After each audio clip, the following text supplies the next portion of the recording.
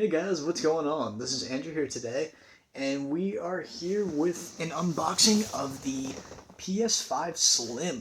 So basically, I wasn't initially going to get this console, but I had a friend that only had the digital PS5, so I figured what I would do is give them my physical PS5 and have them give me their digital PS5, and then I would sell my other digital PS5 and use their PS5 as a backup, and then basically get myself just the PS5 Slim. So this one came with Call of Duty.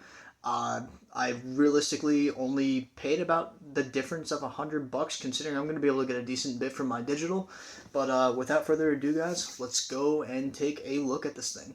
Alright guys, so this is the front of the box. This is the Call of Duty Modern Warfare 3 bundle. Now, I have to say, the campaign I already played on PC. It's possibly the worst campaign I've ever played of all time. But it's absolutely the worst Call of Duty campaign I have ever played. So, very, very upset about that. This was the first PS5 Slim sold in my store, because I work at GameStop. I ended up buying it first, because we were allowed to do a pre-ring before midnight, and then once midnight hit, then obviously we can hand out the consoles, but kept mine in the back room the whole day, just to pretty much, have it for me to leave, and I'll actually be there in the morning, again, opening the store and closing it, so gonna be a very busy day, but I figured I'd just unbox this to make it nice and quick. So, front of the box looks pretty cool. Side of the box just has some general stuff that lets you know. And then this just shows all that. Back of the box, pretty standard stuff. Nothing too impressive. It is a PS5 Slim. The only thing that pretty much upsets me about this thing is that it's not going to come with a stand, which I think is very stupid. I don't know why they would do something like that. This might be the worst revision of a PlayStation ever, other than maybe the PS4 Slim, which really didn't add anything at all. In fact, it took away a few things. So, right here, it looks like all I gotta do is just take off the little sticker tape on here, which sometimes takes me like a second. Could actually I just use a micro USB cable to cut it. Don't judge me. We are now going to open it as usual. It's just a box inside of a box. So I'm just going to turn this upside down.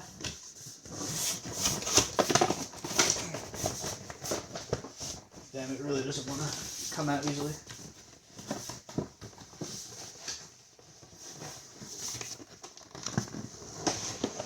Don't rip, please.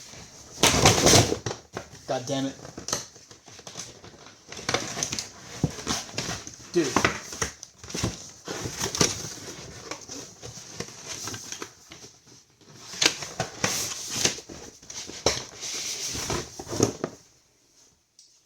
Well, shit.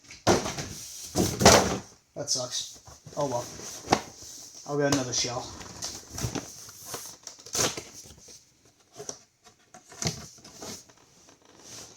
Alright. So inside of here, we got the power cable. We got the standard PS5 controller, which feels exactly the same, no upgrade there. Which is weird because there was a PS4 revision controller when the Slim came out. We got the HDMI 2.1 cable. Not very long at all.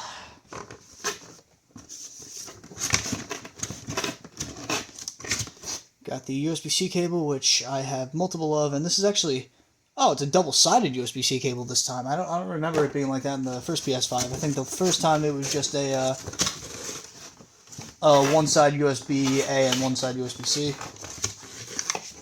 Looks like I've got my Call of Duty campaign, or my Call of Duty game in here, which I'm just going to give to my boss, or my old boss, I should say, because I already have the game on PC, and this game is hot shit. Luckily, the console was only $500, so I didn't have to pay for the game, but this was hot garbage, and I'm only playing it for the zombies. Alright. Come on.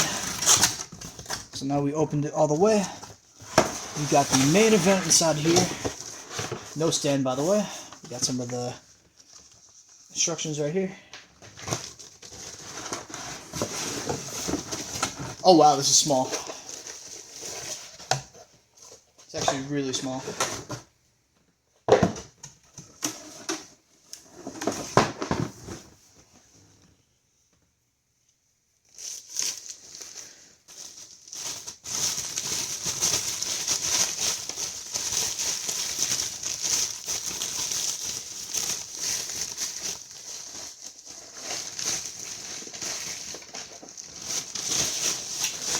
actually a little glossier as well. So this is the PS5 Slim.